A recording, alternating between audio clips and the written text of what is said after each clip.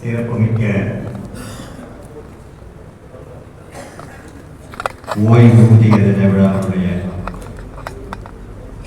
மாநாட்டிலே தர்மபுரியிலே சிறப்பாக நடைபெறுகின்ற கூட்டத்தினுடைய தலைவர் டிடிஎஸ் அமைப்பினுடைய தலைவர் பாசத்துக்குரிய சகோதரர் பாலகிருஷ்ணன் அவர்களே, எனக்கு முன்னாலே இங்கே வரவுரையாற்றி அமர்ந்திருக்கின்ற மாநில அமைப்பு செயலாளர் சகோதரர் கார்த்திகேயன் அவர்களே, டிடிஎஸ் இந்த அமைப்புக்கு ஒரு தனி மரியாதை.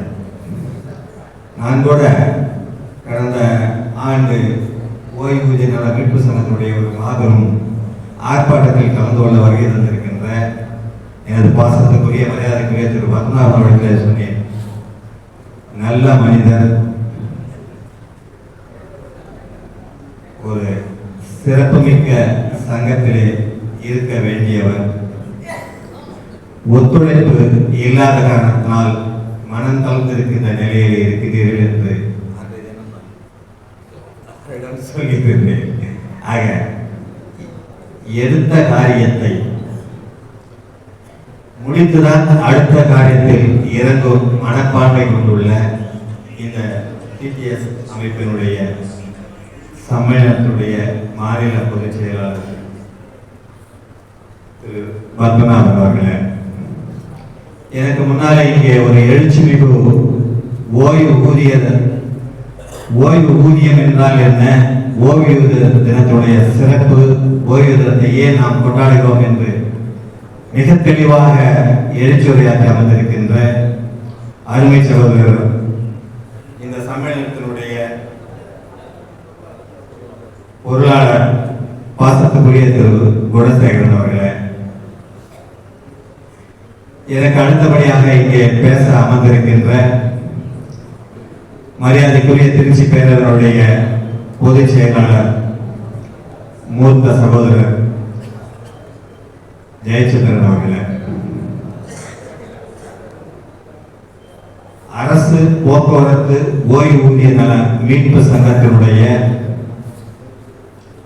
பொதுக்குழுவிலே அங்கீகாரம் பெற்று இன்று தலைமை பொறுப்பை ஏற்று நடத்தி கொண்டிருக்கின்ற தஞ்சை திரு ராஜா அவர்களே, திரு தீர்த்தகிரி அவர்களே, திரு பழனி அவர்களே, திரு கணேசன் அவர்களே, திரு சரவணன் அவர்களே, எனக்கு முன்னாலே இங்கே நான் வந்து கொண்டிருக்கும் போது ஒரு எழுச்சியுரை ஆற்றி அமர்ந்திருக்கின்ற மூத்த போராளி, தொழிலாளர் வர்க்கத்தினுடைய போராளி பெரியவர் ராகவேந்திரன் அவர்களே, அவையிலே மேடையிலே அமர்ந்திருக்கின்ற சக தொழிற்சங்க தலைவர்களே, டிடிஎஸ் அவர்களுடைய அழைப்பினை ஏற்று இந்த விழாவை மிக சிறப்பாக நடத்தி கொண்டிருக்கின்ற அனைத்து ஓய்வு ஊழியர்களுக்கும், டிடிஎஸ் அமைப்பினுடைய நிர்வாகிகளுக்கும், செயல் வீரர்களுக்கும், நான் சார்ந்த அரசு ஊழியர் கோரும் சங்கங்களின் கூட்டமைப்பு மற்றும்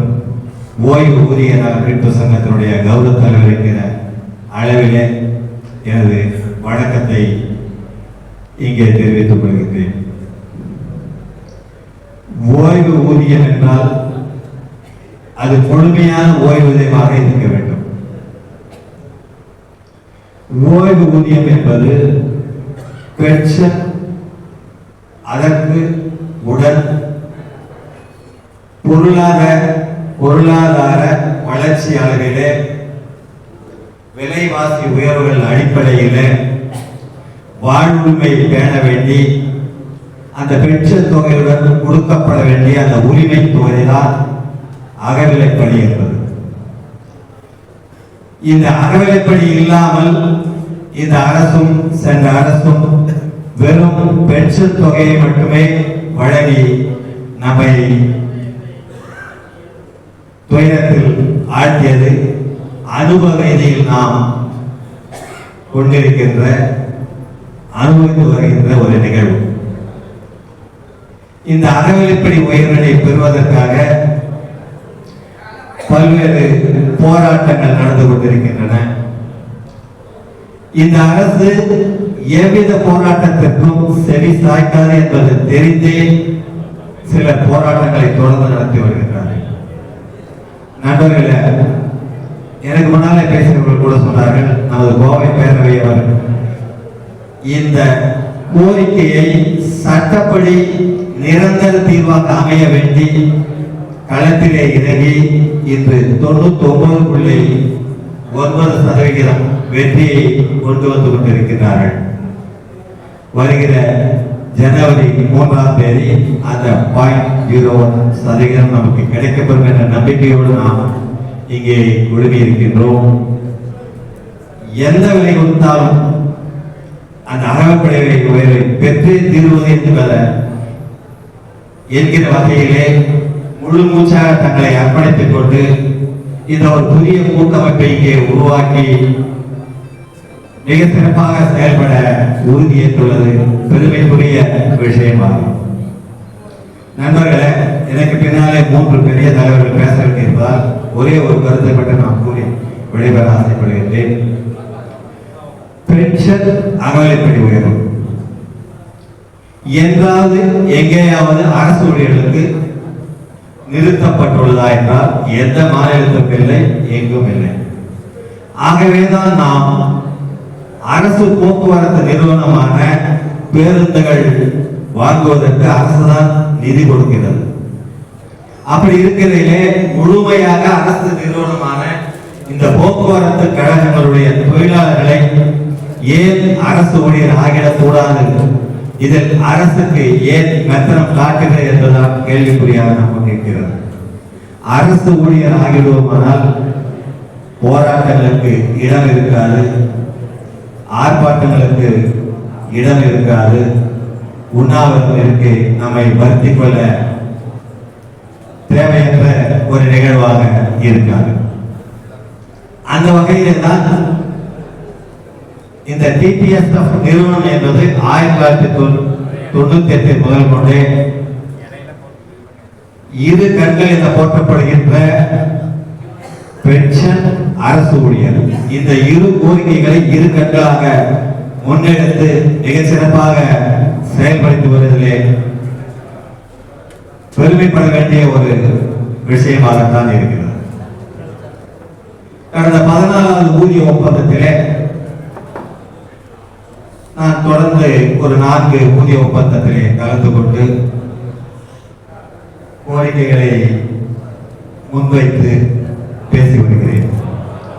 அந்த அளவிலே கடந்த 14வது ஊதிய ஒப்பந்தத்திலே இதே ஒத்த கருத்து கொண்டுள்ள ஒரு 34 சங்கங்களை ஒருங்கிணைத்து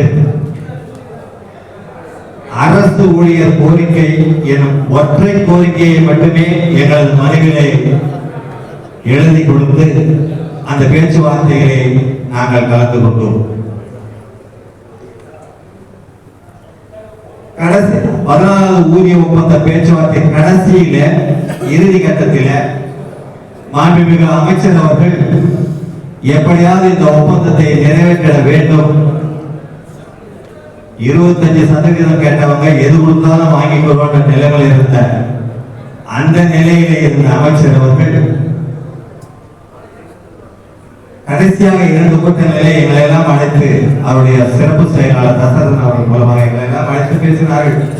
உங்களுக்கு என்ன வேண்டும் சொல்லுங்கள், செய்திடலாம், நீங்கள் கையெழுத்து போடுங்கள் என்றார்கள். நாங்கள் சொன்னோம், அரசு ஊழியர் கோரிக்கையை நாங்கள் அளித்துள்ளோம், அதன் மீது விவாதம் வைக்க வேண்டும். அரசு ஊழியர் கோரிக்கை மீது உங்களுடைய அரசுடைய நிர்வாகத்தினுடைய அறிவிக்கையை இங்கே முன்மொழியுங்கள். குறைந்தபட்சம் ஒரு கமிட்டியாவது இது அமைத்து இது குறித்து நாங்கள் பரிசீலிக்கும் என்றால் சொல்லுங்கள் என்று கடைசியாக கூட நாங்கள் இறுதியாக அமைச்சரிடத்தில் தெரிவித்திருந்தேன். முதல் கூட்டத்தில் எப்படியாவது கையெழுத்து போடுங்கன்னு கேட்டாங்க. 2வது கூட்டத்தில் சார் இன்னைக்கு கூட முடிச்சிடலாம் சார், இதோட 22 கூட்டம் ஆயிடுச்சு, இதுக்கு மேல போகணும் நல்லா இருக்காது, கையெழுத்து போட்டு கேட்டாங்க. நாங்கள் சொல்லி இன்னொரு கோரிக்கை இருந்தது. அந்த 14வது ஊதிய ஒப்பந்தத்தை தான் அப்போதைய போக்குவரத்து துறை செயலாளர் கோபால் ஐஏஎஸ் அவர்கள் எடுத்த உடனே சொல்லிட்டாங்க, இங்க வந்து இது வந்து ஊதிய ஒப்பந்தம், நீங்க வந்து ஓய்வூதியர்களை பற்றி பேசாதீங்க. அப்ப நான் அமைச்சரை பார்த்து சொன்னேன், நான் 2 கோரிக்கை கொடுத்தேன். ஒன்னு அரசு ஊழியராகணும், 2வது ஓய்வூதியர்களுக்கு நிறுத்தப்பட்டுள்ள அகவிலைப்படி உயர்வு மற்றும் ரிட்டையர்மெண்ட் பெனிஃபிட்ஸ் ஓய்வூதிய பணப்பரப்புகள் எப்பொழுது வழங்க போகிறீர்கள் என்ற 2 கோரிக்கைகள் தான் நான் கொடுத்திருக்கேன். அதுக்கு இதுவரைக்கும் நீங்க பதில் சொல்லாம இருக்கீங்க. அதுக்கு பதில் சொல்லிட்டு பண்ணலாம் அப்படின்னு. இல்லைங்க, ஓய்வூதியர்கள்லாம் பின்னாடி பேசிக்கலாம் அப்படின்னாங்க. நான் கடந்த பேச்சுவார்த்தையினுடைய ஷரத்துக்களை ஒப்பந்த நகலை மாண்பு அமைச்சர்களுடைய காட்டினேன். பாருங்க, ஊதிய ஒப்பந்தம் உயர்வுல பென்ஷன்தாரர்களுக்கு 15% அடிப்படை ஊதிய உயர்வு அளித்திருக்கிறார்கள். இதை பாருங்க அப்படின்னு. இதெல்லாம் நான் பார்க்கவே இருந்தேன் அப்படின்னாங்க. இதெல்லாம் நம்ம அடுத்து பேசிக்கலாம்.